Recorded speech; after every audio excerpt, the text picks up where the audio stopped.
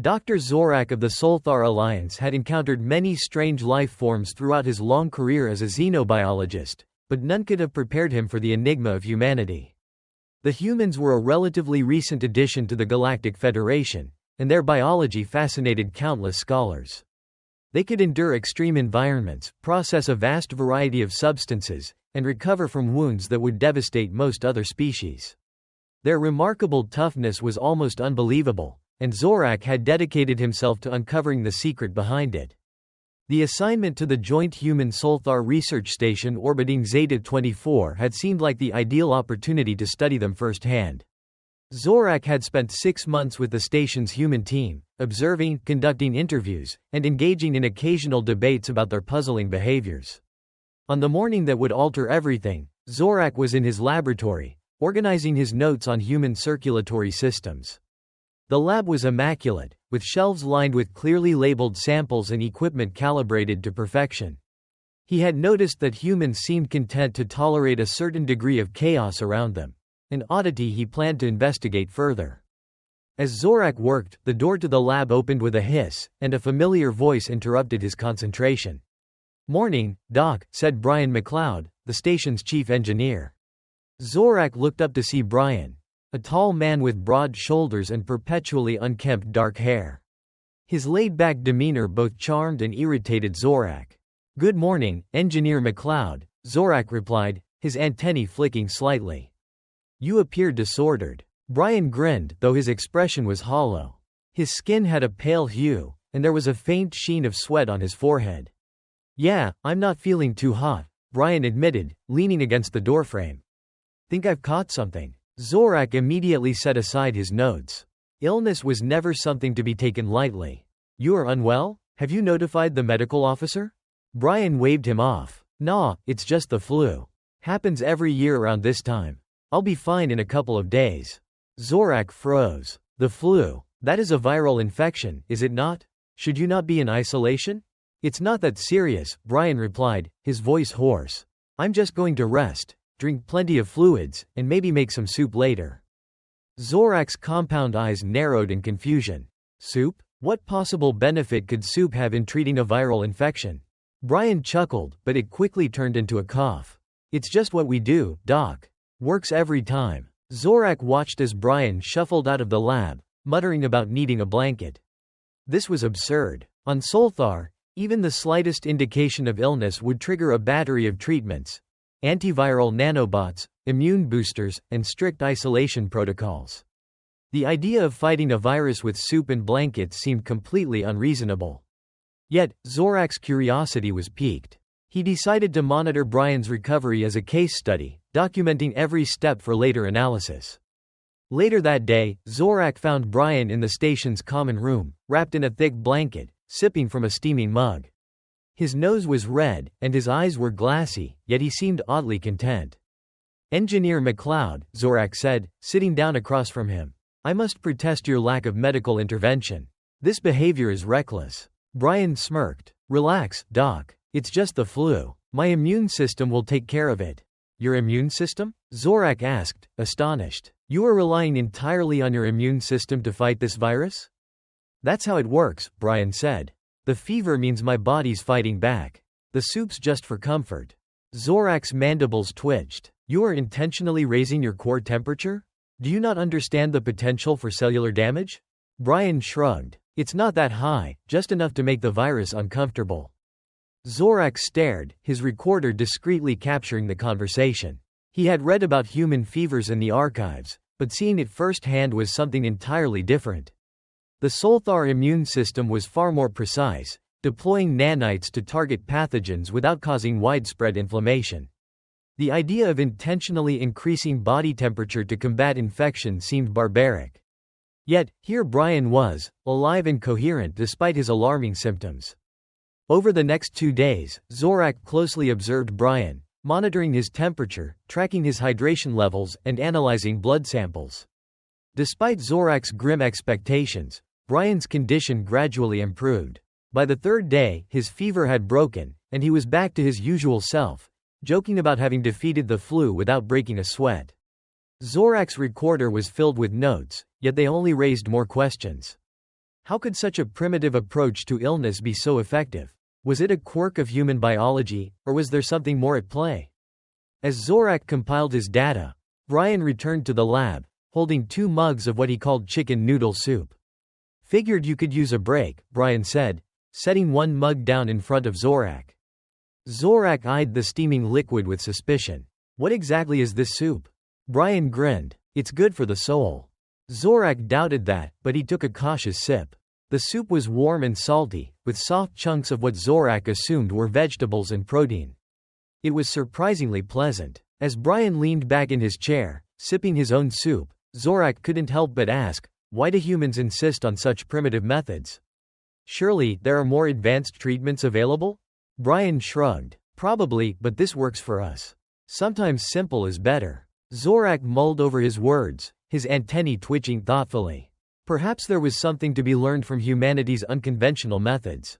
He wasn't sure why he kept returning to Brian's side. Perhaps it was the scientist in him, driven to uncover every aspect of this strange recovery process.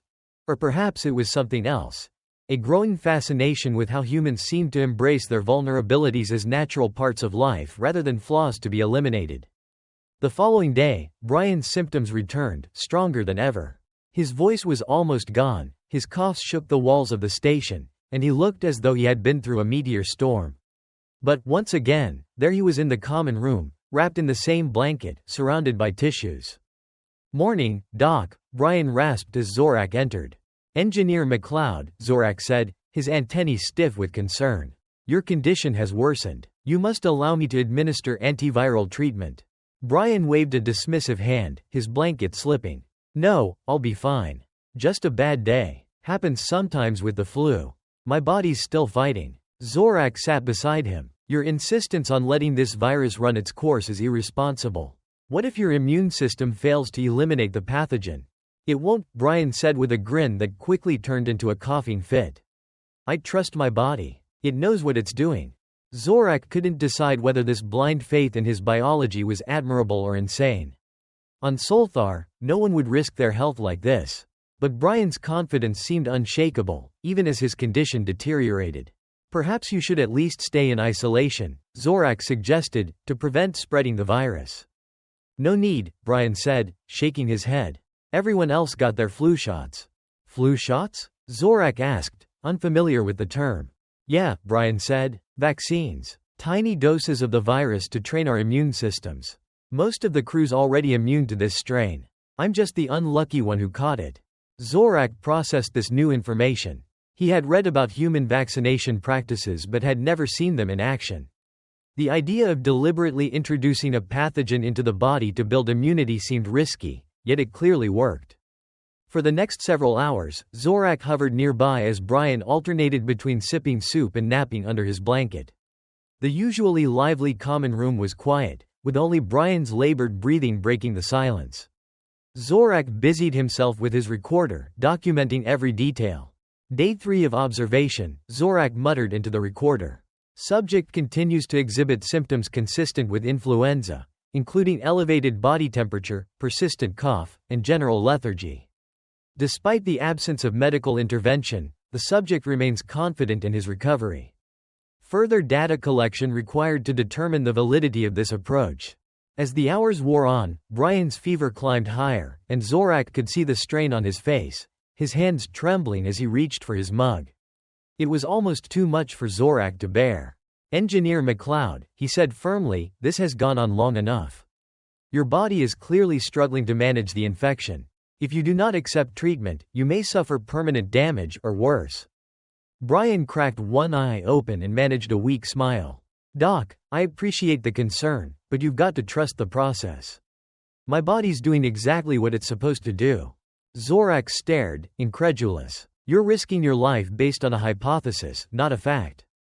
Brian grinned weakly. Experience. Humans have been dealing with the flu for centuries. We know how to handle it.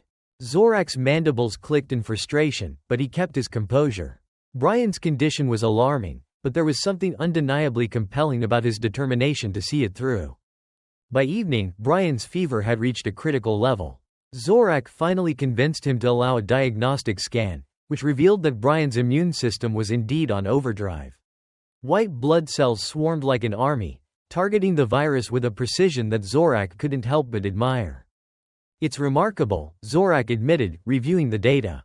"Your immune system is expending a tremendous amount of energy to combat the pathogen. I'm surprised you haven't collapsed from exhaustion." "Thanks," Brian murmured, barely audible. Zorak hesitated. "You require nourishment to sustain this effort. I'll get more soup." Brian chuckled weakly. "See? You're starting to get it." Zorak returned with another steaming bowl, placing it carefully in front of Brian. The human accepted it with a nod of thanks, his hands trembling as he brought the spoon to his mouth. "Why soup?" Zorak asked after a moment. Brian shrugged. "It's easy to digest, keeps you hydrated, and feels nice when your throat's sore. Plus, it's comforting." "Comforting?" Zorak repeated, testing the unfamiliar word. It wasn't a concept he often considered in his work, but it seemed to carry significant weight for humans. As Brian sipped his soup, Zorak observed in silence. Despite his confusion and frustration, Zorak couldn't deny the results.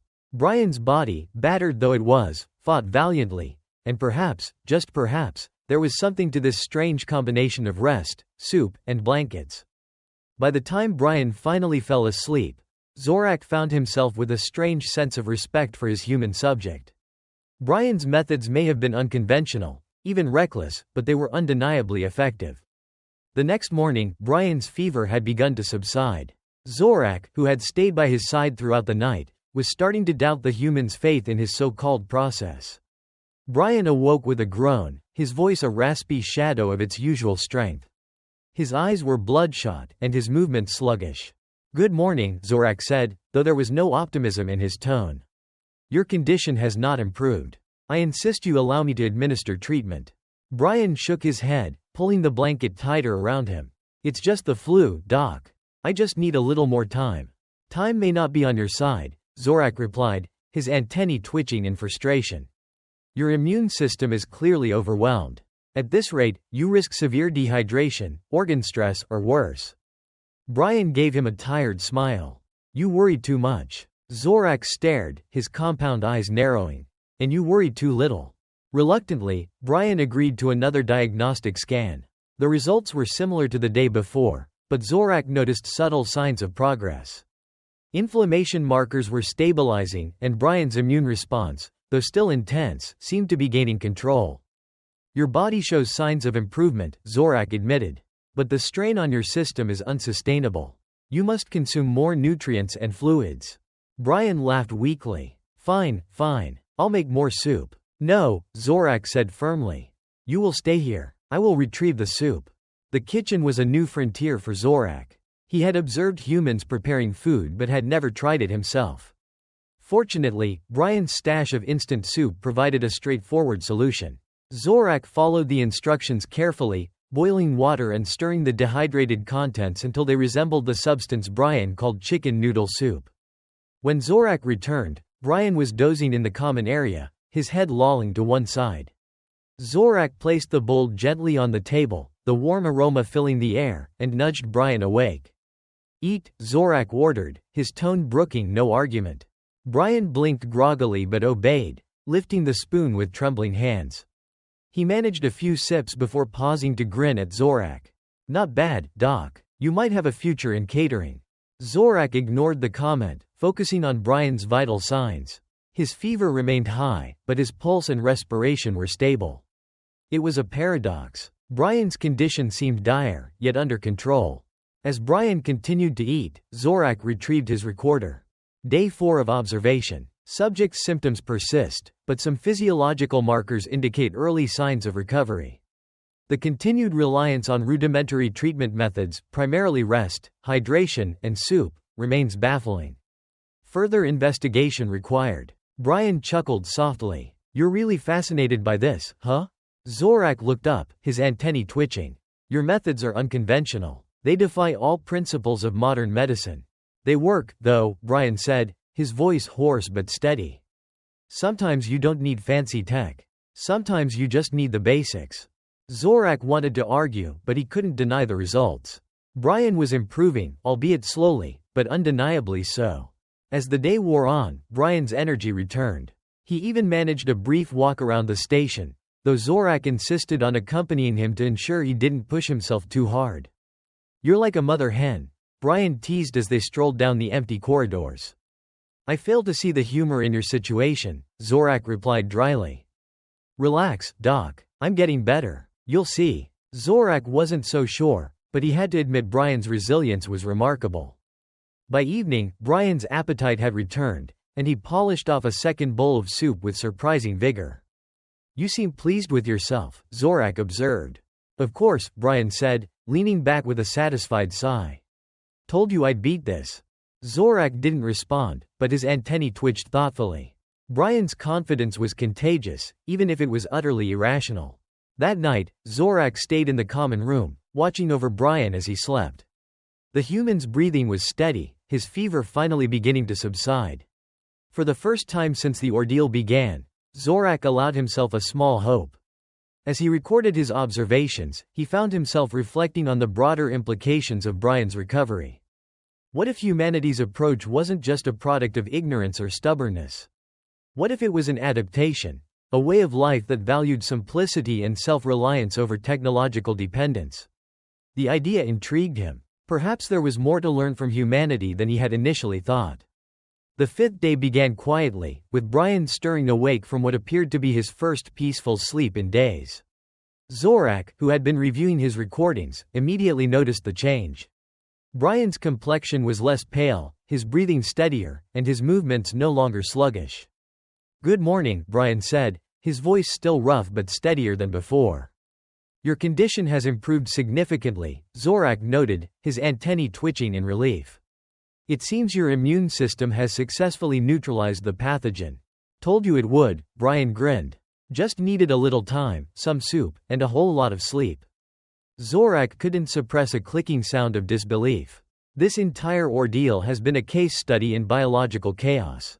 Your body endured a fever that should have caused severe complications, yet you appear unharmed." "Well, not entirely unharmed," Brian said, stretching. "Pretty sure I lost a few pounds sweating through that fever, but hey, I'm still standing." Zorak's nerves were frayed. "Engineer McLeod, your recovery is nothing short of miraculous, yet you continue to treat this matter as though it were inconsequential." "Because it is," Brian replied. "Humans get the flu all the time. It sucks, but we bounce back." Zorak clicked his mandibles in frustration. "You trivialize an event that could have been fatal without proper intervention. This behavior is reckless, even for a human." Brian shrugged. "Reckless or not, it works. Besides, I wasn't alone. You were here, keeping an eye on me." The comment caught Zorak off guard. He hadn't considered his role in Brian's recovery as anything more than clinical observation. But perhaps there was some truth to the human's words. As Brian slowly regained his strength, Zorak reflected on the events of the past week. The experience had been both frustrating and enlightening, challenging his assumptions about medicine, biology, and resilience. Brian's recovery wasn't just a testament to the human immune system. It was a glimpse into the philosophy that seemed to guide the species as a whole. On the sixth day, Brian returned to his duties, though Zorak insisted on accompanying him to ensure he didn't overexert himself. The station had remained largely stable during Brian's illness, but minor repairs and adjustments were always needed. As they worked side by side in the maintenance bay, Zorak couldn't help but ask, "Do all humans approach illness with such nonchalance, or are you an exception?" Brian laughed, the sound echoing in the metallic space. "Most of us do. We've been dealing with stuff like this for so long, it's just part of life. You get sick, you rest, you get better. And when you don't get better?" Zorak pressed. "Then what? We try something else," Brian said. "Doctors, medicine, fancy tech, whatever it takes. But most of the time, we don't need all that. Our bodies know what to do, and we trust them to do it." Zorak considered this as he adjusted a calibration tool. The idea of trusting one's body to handle a life-threatening situation seemed absurd. Yet it had worked for Brian. Later that evening, the two of them sat in the common area, sharing a meal that Brian had insisted on preparing himself. The soup was heartier this time, with chunks of meat and vegetables floating in a rich, fragrant broth. Zorak found the flavor surprisingly enjoyable, though he suspected it had more to do with the satisfaction of shared effort than the soup itself. "You know," Brian said between bites, "you've been a pretty good sport through all this." I think I might have driven you a little crazy with my primitive methods. That is an understatement, Zorak replied dryly. Your refusal to accept advanced treatment was both maddening and inexplicable. Brian grinned. But you learned something, right? Zorak tilted his head. I've learned that humans are an enigma. Your biology defies conventional understanding, and your approach to illness is unorthodox, to say the least. Take that as a compliment, Brian said. We're full of surprises. Zorak couldn't argue with that. The humans were, without a doubt, the most perplexing species he had ever encountered. But they were also fascinating, resourceful, and undeniably resilient. As Brian cleared the dishes, Zorak activated his recorder one last time. Final observation. Subject McLeod has fully recovered from the influenza virus without the aid of advanced medical interventions. Recovery was achieved through a combination of rest, hydration, and the consumption of nutrient-rich liquids. While this approach is inefficient by Solthar standards, it proved effective for the subject in question. Additional studies are recommended to better understand the unique characteristics of human physiology and their implications for broader galactic medicine. Brian returned to the table, wiping his hands on a towel. You're going to write a whole report on this, aren't you? Of course, Zorak said. Your recovery raises important questions about the role of simplicity in medical care. It may even prompt a re-evaluation of certain Solthar practices. Glad I could help, Brian said with a wink. As the two of them sat in comfortable silence, Zorak found himself feeling something he hadn't expected: respect. Humans might be chaotic, unpredictable, and maddeningly stubborn, but they were also remarkable in their ability to endure and adapt. And though Zorak would never admit it, he had grown to admire them.